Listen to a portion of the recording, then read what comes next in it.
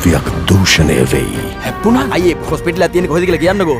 දූෂණයට අදාළ තරුණයෙක් රුහලේදී අත්අඩංගුවට. දැන් මනුස්සයෙක් පාරේ වැටලා බැරෙන්න වැටලෙන්නකොට ගෙනල්ලා හොස්පිටල් දුන්න එක වැරද්දක්ද සර්? කොහෙන්ද එතකොට ගෑනු ළමෙක්? මොකෝ චූ කරනකොට ඇඟේ ඇවිත් හැප්පුණාද? මොකද මිනිස්සු ෆෝන් එක ආන්සර් කරන්නේ නැත්තේ? නෑ මන් දන්නේ නෑ. මෙව කැලේට උස්සන් ගිය විදිහටම ආපහු උස්සන් එනවා. කාලා කන්නේ වැඩ කරන්න පාමිනියෝ. ඒ රෝගියා දූෂණය කළේ කවුද කියන එක කොහොමද වෛද්‍යවරයෙක් තීරණය කරන්නේ? ඔයා කියනේ වහලා තමයි අපිට මෙහෙම උනේ. දූෂණයෙන් ගැප් පරමන තරුණිය දෙමාපියන්ගෙන් ප්‍රතික්ෂේප වෙයි. පත්‍රේ තියනවලු සේරම විස්තරේ. මට තව ගෑනු දරුවෙක් ඉන්නවා. මං ඒ ළමයාව හරියට හදා ගන්න ඕනේ. එහෙම කරන්නේ කොහොමද තමුසෙට තාත්තෙක් නැති ළමෙක් හම්බුනම? ඔයාලා හැමෝටම ලොකු වැරදීමක් වෙලා තියෙන්නේ. අපිට වැරදුනේ.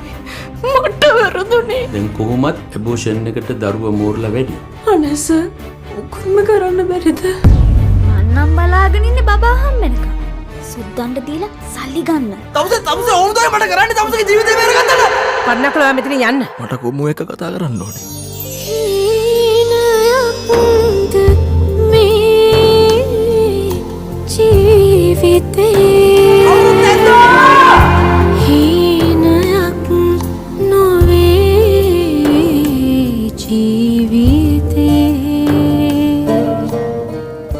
ජීවිතය කියන්නේ ප්‍රවේශමෙන් ගමන් කළ යුතු දූර්ග Is she මාර්ගයක්. willing to give the baby? Poor girl has no other option. 21 වන සියවසේ වැඩිම ප්‍රේක්ෂක ආකර්ෂණය හිමි දේශීය සිනමාකරුවාගේ නවතම සිනමා සිත්තම 18 වංගුව.